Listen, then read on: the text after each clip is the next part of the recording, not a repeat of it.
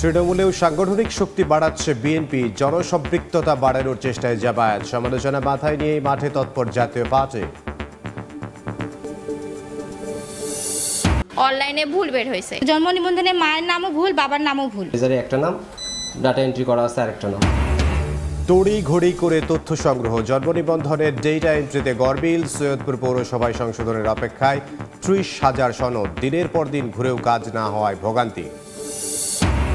গাইবান্ধায় আমনের বাম্পার ফলন, বাড়তি উৎপাদন খরচে ন্যায্য মূল্য পাওয়া নিয়ে শঙ্কা। সারের চড়া দামে বেকায়দায় রংপুরের কৃষক, বস্তায় ৩৫০ টাকা বেশি নেওয়ার অভিযোগ। এবং ঠাকুরগাঁওয়ে ছড়িয়ে পড়েছে গরুর ভাইরাসজনিত ল্যাম্পে স্কিন রোগ। ৬ মাসে অর্ধশতাধিক পশুর মৃত্যু, আতঙ্কে খামারিরা। বাড়তি পরিচর্যার পরামর্শ প্রাণী সম্পদ বিভাগের।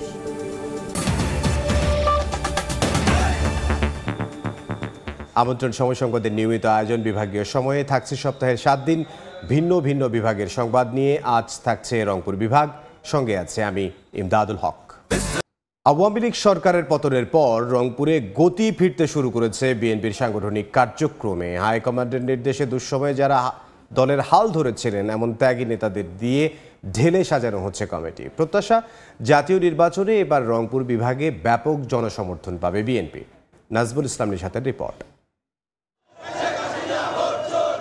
আওয়ামী লীগের আমলে দমন পীড়নের কারণে সারা দেশের মতো রংপুরেও প্রভাব পড়ে বিএনপি ও এর সহযোগী অঙ্গ সংগঠনগুলোর কার্যক্রমে। ৫ আগস্ট ছাত্র জনতার অভ্যুত্থানে শেখ হাসিনার পতনের পর ফিরতে শুরু করে সাংগঠনিক গতি। এরই মধ্যে কর্মসূচি পালনের মধ্য দিয়ে শক্তিমত্তা জানান দিয়েছে দলটি। আজকে বিএনপির পতাকা তলে এসে তারা আজকে নৌকা ছেড়ে ধানের খেতে চলে এসেছে, এরকমটা যেন না হয়। আমাদের দলীয় কর্মকাণ্ড যেভাবে চলতেছে, বিভিন্ন ওয়ার্ডে ওয়ার্ডে আলোচনা চলতেছে, সাধারণ মানুষের সাথে কথা বলতেছে। শুধু রংপুর জেলায় গত ১৬ বছরে বিএনপি ও সহযোগী সংগঠনগুলোর ২০০ নেতাকর্মীর নামে মামলা হয়েছে ১৭৮টি, আর বিভাগে মামলার সংখ্যা হাজারের বেশি। নেতাদের দাবি, ব্যাপক জনসমর্থন থাকায় বিভাগের বেশিরভাগ আসনে একচ্ছত্র আধিপত্য থাকবে বিএনপির। দলের চেয়ারপারসন যে নির্দেশনা দিচ্ছে সেই নির্দেশনা অনুযায়ী আমরা কাজ করে যাচ্ছি। জনগণের কাছে আজ সুস্পষ্ট যে বিএনপির দ্বারাই এই দেশকে একটা উন্নত দেশে পরিণত করা যাবে। সাংগঠনিকভাবে শক্তিশালী হতে জেলা, উপজেলায়, ইউনিয়ন ও ওয়ার্ড পর্যায়েও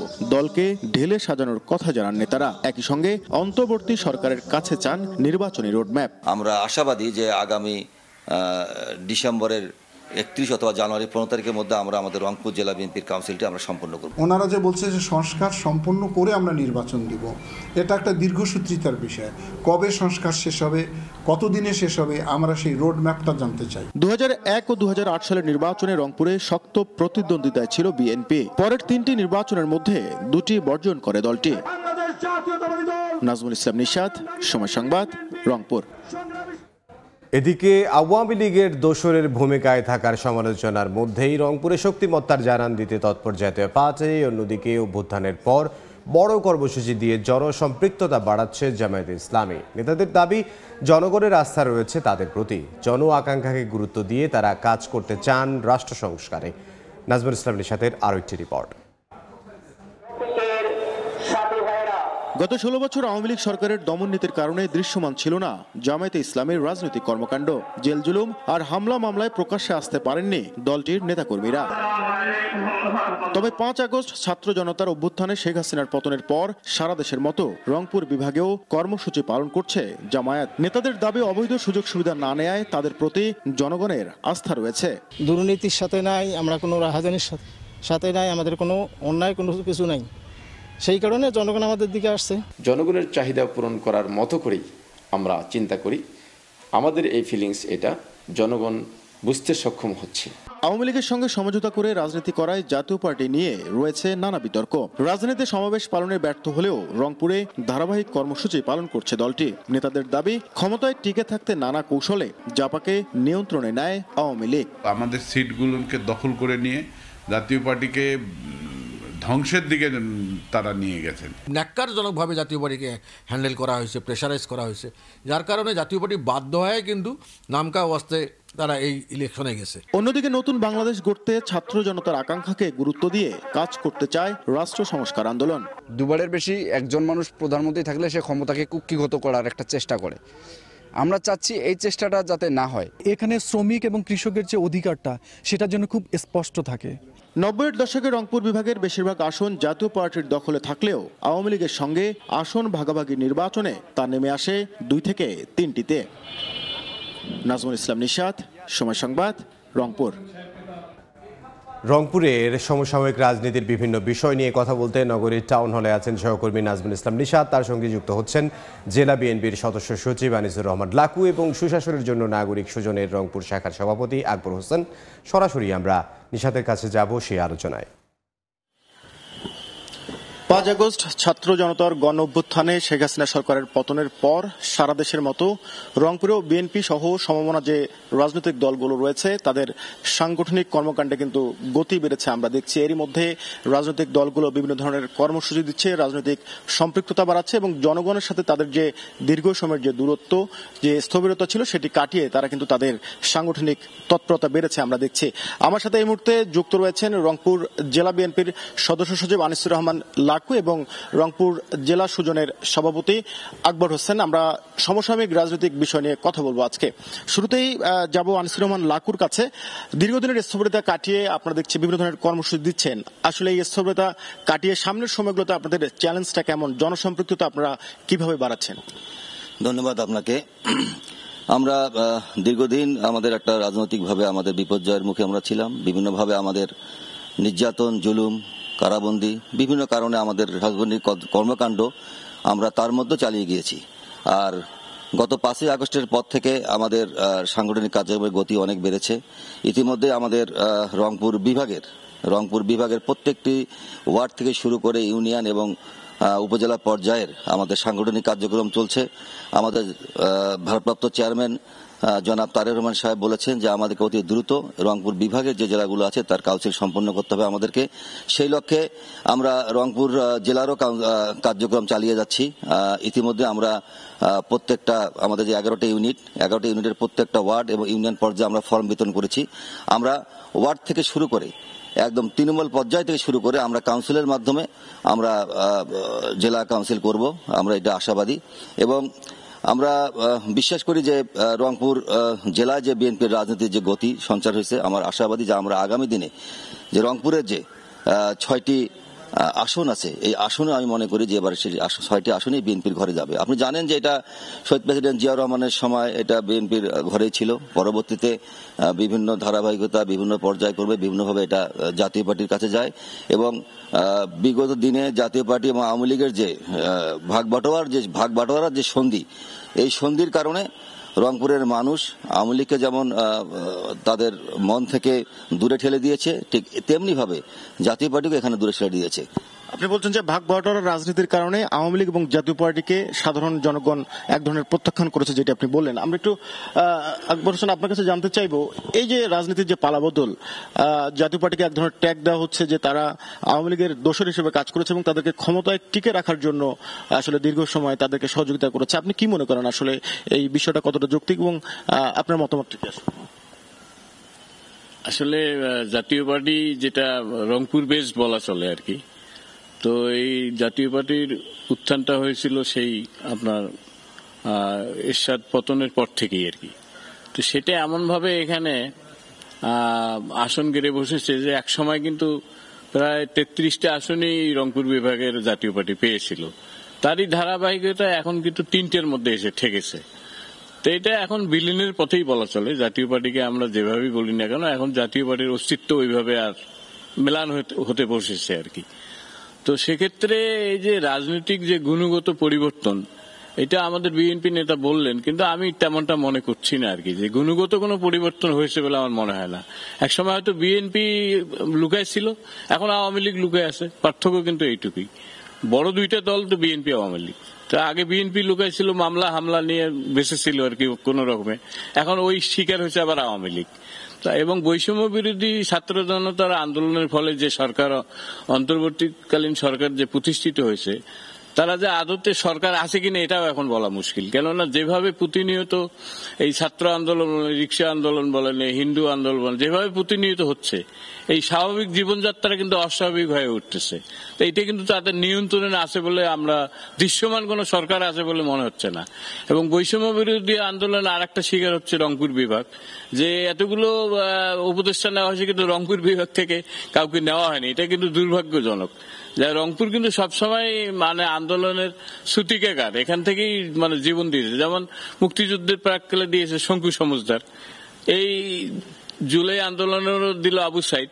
তো এইরকম সবসময় কিন্তু রংপুর মানে জীবন দিয়ে আসতেছে কিংবা নেতৃত্ব দিচ্ছে, বৈষম্যের শিকার হচ্ছে। আপনি একটা কথা বলেন, যেটা হলো যে রাজনীতির যে গুণগত মান সেটির পরিবর্তন আপনারা দেখছেন না। ছাত্র জনতার গণঅভ্যুত্থানে একটি অন্যতম দাবি ছিল যে সংস্কার এবং ছাত্র জনতার গুরুত্ব দিয়ে রাজনৈতিক দলগুলো তাদের পরিচালনা করবে রাজনৈতিক কর্মকাণ্ড। এখন জামায়াত রাজনীতিতে সক্রিয়, ইসলামী দলগুলো সক্রিয়। সেই জায়গা থেকে আপনারা আসলে আপনাদের দলকে জনসম্পৃক্ত মান এবং গুণগত মানের দিকে কতটা খেয়াল রাখছেন? আসলে আমাদের আলমগীর ভাই, আফগর ভাই যেটা বললেন যে গুণগত কোনো পরিবর্তন হয়নি। আপনি জানেন যে দীর্ঘ 17 বছর, 2 বছর ছিল ফখর মহিউদ্দিনের সময় এবং বাকি সময়টা 15.5 বছর ছিল আওয়ামী লীগের একটা সময়। যে দীর্ঘ সময়টা এখানে আওয়ামী লীগের রাজনীতি চলছে এবং এখানে কিন্তু গণতন্ত্র বলতে কোনো জিনিস ছিল না। আমাদের স্বাধীন সার্বভৌমভাবে আমরা কোনো মিছিল, মিটিং, কোনো সভা সমাবেশ আমরা করতে পারিনি। তারপরেও কিন্তু আমরা আমাদের কার্যক্রমগুলো চালিয়ে যাচ্ছি। এই স্বৈরাচার সরকারের বিরুদ্ধে আমরা বিভিন্ন প্রকার কার্যক্রম চালিয়েছি। আপনি জানেন যে 60 লক্ষ মামলা বিএনপির নেতাকর্মীর নামে। আমাদের যে ভারপ্রাপ্ত চেয়ারম্যান, তাকেও একটা মামলায় সাজা দেওয়া হয়েছে অনেকগুলো মামলার মধ্যে। পাশাপাশি আমাদের ভারপ্রাপ্ত মহাসচিব মির্জা ফখরুল হাসান সাহেবের নামে সিটি কর্পোরেশনের ময়লার গাড়ি পোড়ানোর মামলা তাকে দেওয়া হয়েছে। এবং আমাদের যে এসএন মিলন সাবেক শিক্ষামন্ত্রী ছিলেন, তাকে একটা চেন ছিনতাইয়ের মামলা দেওয়া হয়েছে। এই যে অবস্থাটা, এখানে রাজনীতি করার কোনো সুযোগ সুবিধা আসলে ছিল না, গণতন্ত্র ছিল না। গণতন্ত্র না থাকলে সেখানে গুণগত মান পরিবর্তন হওয়ার কোনো সুযোগ নাই। এবং আপনারা জানেন যে ভারপ্রাপ্ত চেয়ারম্যান সাহেব এখন দলের হাল ছিল অনেক আগে থেকে ধরেছেন। তিনি কিন্তু এই আন্দোলনের মাস্টার মাইন্ড হিসেবে কাজ করেছেন। এবং পাশাপাশি আমরা মনে করি যে গুণগত মান অবশ্যই আমাদের রাজনীতিতে ফিরে এসেছে, ফিরে আসবে সামনের দিনে। এবং বর্তমান অন্তর্বর্তীকালীন সরকার আর যে কথাগুলো উনি বললেন যে এখানে বিভিন্ন হিন্দু, রিস্কাওয়ালা, বিভিন্ন ধরনের আন্দোলন চলছে, তাহলে এটা একটা আওয়ামী লীগের একটি আন্দোলনের একটি অংশ আমি মনে করি। আমরা জানেন যে শেখ হাসিনা পার্শ্ববর্তী দেশ ভারতে সে আত্মগোপন করে আছে, আমরা জেনেছি আর কি যতটুকু সম্ভব। সেখান থেকে তিনি কিন্তু এই কাজগুলো করাচ্ছেন। গতকালকেও যে ঘটনাটি রংপুরে ঘটেছে, এর মধ্যে দেখবেন যে এখানে আসলে সারা বাংলাদেশে কোথাও হিন্দু নির্যাতিত কিন্তু ওইভাবে হয়নি। মানে আপনি বলছেন রাজনৈতিক গুণগত মানে আপনারা গুরুত্ব দিচ্ছেন। আমরা আলোচনা করেছিলাম রংপুরের রাজনৈতিক সমসাময়িক প্রেক্ষাপট নিয়ে। তো আজকের আলোচনায় এই ছিল আমার কাছে সবকিছু মিলিয়ে। রংপুরের সমসাময়িক রাজনীতি নিয়ে আমরা একটি আলোচনা দেখছিলাম। সহকর্মী নাজমুল ইসলাম নিশাত এবং তার সঙ্গে 2জন অতিথি ছিলেন। তড়িঘড়ি করে তথ্য সংগ্রহের পর জন্ম নিবন্ধনের ডেটা এন্ট্রিতে গরমিল। নীলফামারীর সৈয়দপুর পৌরসভায় সংশোধনের অপেক্ষায় রয়েছে 30,000 সনদ। দিনের পর দিন ঘুরে কাজ না হওয়ায় ভোগান্তিতে সেবা প্রত্যাশীরা। এ বিষয়ে ব্যবস্থা নেওয়ার গতানুগতিক আশ্বাস কর্তৃপক্ষের। মোহাম্মদ সৈয়দের ছবিতে শাকির হোসেন বাদলের রিপোর্ট। 2012 সালে জন্ম নিবন্ধনের ডাটা এন্ট্রিতে সারা দেশে প্রথম হয়েছিল নীলফামারী সৈয়দপুর পৌরসভা। সে সময় তড়িঘড়ি আর খেয়াল খুশি মতো সংগ্রহ করা তথ্য এন্ট্রি করা হয় জাতীয় জন্ম নিবন্ধন সার্ভারে। দায়সারাভাবে জাতীয় সার্ভারে তথ্য এন্ট্রির বিষয়টি তাৎক্ষণিক নজরে না এলেও কয়েক বছর পর থেকে সহস্রাধিক মানুষের ব্যক্তিগত তথ্য ভুলভাবে সার্ভারে আপলোড হওয়ার বিষয়টি নজরে আসে। এতে সন্তানদের স্কুলে ভর্তি করানো সহ নানা প্রয়োজনে জন্ম নিবন্ধন সনদ সংগ্রহ করতে এসে ভোগান্তিতে পড়তে হচ্ছে বাসিন্দাদের। একই অবস্থা মৃত্যু সনদ সংগ্রহের ক্ষেত্রেও। আমার জন্ম নিবন্ধনে মায়ের নামও ভুল, বাবার নামও ভুল। ভাইয়ার অনলাইন করতে আসলাম, তখন দেখা যাচ্ছে যে অনলাইনে ভুল বের হয়েছে। লেজার ফলো করেনি, না ফলো করে ডাটা এন্ট্রি করা হয়েছে। দেখা যাচ্ছে লেজারে একটা নাম, ডাটা এন্ট্রি করা আছে আরেকটা নাম। এটা আমরা কোনো পুরস্কার পাওয়ার অভিলাষে করিনি। তৎকালীন গভর্নমেন্টের তৎকালীন সংশ্লিষ্ট শাখার নির্দেশনায় ডাটা এন্ট্রিটা করা হচ্ছে। জন্ম নিবন্ধন সার্ভারে তথ্যের গরমিলের বিষয়টি স্বীকার করেন উপজেলা নির্বাহী কর্মকর্তা, জানান ভুল ত্রুটি সংশোধনের কাজ চলছে। নাগরিকের যে কাঙ্ক্ষিত সেবা সেটা পেতে একটু বিলম্ব হচ্ছে, আমরা আশা করছি, কাজ করছি, এই সেবা অব্যাহত থাকবে। কর্তৃপক্ষের দেওয়া তথ্য মতে সৈয়দপুর পৌরসভায় সংশোধনের অপেক্ষায় রয়েছে 25 থেকে 30,000 জন্ম সনদপত্র। শাকির হোসেন বাদল, সময় সংবাদ, নীলফামারী। কৃত্রিম সংকটে সারের দাম বাড়ায় বেকায়দায় পড়েছেন রংপুরের কৃষকরা। খুচরা পর্যায়ে টিএসপি সার বিক্রি হচ্ছে নির্ধারিত দামের চেয়ে দ্বিগুণ দামে। একই সঙ্গে ডিএপি ও এমওপি সার বস্তা প্রতি 200 থেকে 350 টাকা পর্যন্ত বেশি নেয়ার অভিযোগ করছেন কৃষকরা। আর বাজার মনিটরিং জোরদারের কথা বলছে কৃষি বিভাগ। শাকির মাহমুদের ছবিতে আব্দুর রশিদ জীবনের রিপোর্ট। চলতি মৌসুমে অতিরিক্ত দামে আলুর বীজ কিনতে এমনিতেই বিপাকে রংপুরের কৃষক। তার উপর খুচরা বাজারে সারের বাড়তি দামে বিড়ম্বনা আরও বেড়েছে আলু চাষিদের। পাশাপাশি রবি শস্য ও সবজি উৎপাদনের খরচ বাড়ার আশঙ্কা দেখা দিয়েছে। রংপুরে 50 কেজির এক বস্তা টিএসপি, ডিএপি ও এমওপি সার কৃষকদের কিনতে হচ্ছে সরকার নির্ধারিত দামের চেয়ে 200 থেকে 1700 টাকা বেশিতে। সার তো দাম বেশি, সার তো পাওয়া যাচ্ছে না। আমরা আবাদ করবো কি দিই? আমরা তো কৃষক মানুষ, আমাদের তো 1 বস্তা 2 বস্তা সার দিয়ে হয় না। যে জায়গাটা আসলে 1200-1300 টাকা, চায়না গাইছে 250-3000 টাকা। খুচরা ব্যবসায়ীরা এর দায় চাপাচ্ছেন ডিলারদের ঘাড়ে। আর ডিলাররা বলছেন নন ইউরিয়া সারের সরবরাহ কমায় সংকট তৈরি হয়েছে। চাষিরা আসি হয়তো অনেকে খুঁজতেছে যে একটু টিএসপি দেন, কিন্তু আমরা পাইতেছি না। 64টা বস্তার সার 30 দিনে আপনি দেবেন কাকে? বিচারটা আপনি করেন। কৃষক নেতারা বলছেন সঠিক সময়ে কৃষকদের সার সরবরাহ করা না গেলে পুরো কৃষি উৎপাদন ঝুঁকিতে পড়বে। সরকারের উচিত ভর্তুকি মূল্যে কৃষকদের কাছে সার সরবরাহ করা। কৃত্রিম সংকটের মাধ্যমে দাম বাড়ালে মনিটরিং জোরদারের হুঁশিয়ারি কৃষি বিভাগের। মাঠ পর্যায়ে এটা কাজ করছি যাতে করে এই ধরনের কোনো ঘটনা তৈরি না হতে পারে এবং চাষি প্রতারিত যাতে না হতে পারে। কৃষি বিভাগের তথ্য মতে চলতি মৌসুমে রংপুর অঞ্চলের জন্য বরাদ্দ দেওয়া হয়েছে 45,000 ton urea, 9,534 ton TSP, 27,238 ton DAP এবং 18,808 টন এমওপি সার। আব্দুর রশিদ জীবন, সময় সংবাদ, রংপুর। 3 দশক ধরে আষাঢ় বাণীতে আটকে দিনাজপুরের ঢেপা নদীর সেতু। কাহারোল উপজেলার রামচন্দ্রপুর ইউনিয়নে নদীর উপর নেই কোনো সেতু। এ কারণে আশপাশের 15টি গ্রামের কয়েক হাজার মানুষের যোগাযোগের একমাত্র মাধ্যম 400 ফুট দৈর্ঘ্যের বাঁশের সাঁকো। বর্ষা মৌসুমে নদীর পানি বাড়ায় ভোগান্তি আরও বাড়ে, প্রায়ই ঘটে দুর্ঘটনা। তবে দীর্ঘদিনের ভোগান্তি লাঘবে শিগগিরই সেতু নির্মাণের আশ্বাস স্থানীয় সরকার প্রকৌশল বিভাগের। সংস্কারের 3 বছরের চলাচলের অনুপযোগী পঞ্চগড়ের ভাওলাগঞ্জ দেবীগঞ্জ আঞ্চলিক সড়ক। 3 বছর আগে পঞ্চগড় দেবীগঞ্জ আঞ্চলিক সড়কের ভাওলাগঞ্জ থেকে দেবীগঞ্জ পর্যন্ত অংশের সংস্কার করা হয় প্রায় 2 কোটি টাকা ব্যয়ে। এর কিছুদিন পরেই সড়কটির বিভিন্ন স্থানে আবারও খানাখন্দের সৃষ্টি হয়। বর্তমানে বড় বড় গর্ত সৃষ্টি হওয়ায় বেড়েছে জনদুর্ভোগ, প্রায় ঘটছে ছোট বড় দুর্ঘটনা, বিকল হচ্ছে যানবাহন। তবে শিগগিরই সড়কটি সংস্কারের আশ্বাস স্থানীয় সরকার প্রকৌশল বিভাগের। বিভাগীয় সময়ের শীর্ষ সংবাদগুলো জানিয়ে দিচ্ছে আরও একবার। তৃণমূলেও সাংগঠনিক শক্তি বাড়াচ্ছে বিএনপি, জনসম্পৃক্ততা বাড়ানোর চেষ্টায় জামায়াত, সমালোচনা মাথায় নিয়ে মাঠে তৎপর জাতীয় পার্টি। অনলাইনে ভুল বের হয়েছে, জন্ম নিবন্ধনে মায়ের নামও ভুল, বাবার নামও ভুল। লেজারে একটা নাম, ডাটা এন্ট্রি করা আছে আরেকটা নাম। তড়িঘড়ি করে তথ্য সংগ্রহ, জন্ম নিবন্ধনের ডেটা এন্ট্রিতে গরমিল। সৈয়দপুর পৌরসভায় সংশোধনের অপেক্ষায় 30,000 সনদ। দিনের পর দিন ঘুরেও কাজ না হওয়ায় ভোগান্তি। এ ছিল বিভাগীয় সময়ে। আগামীকাল থাকবো রাজশাহী বিভাগের আয়োজন নিয়ে। সঙ্গে থাকুন সময়ের।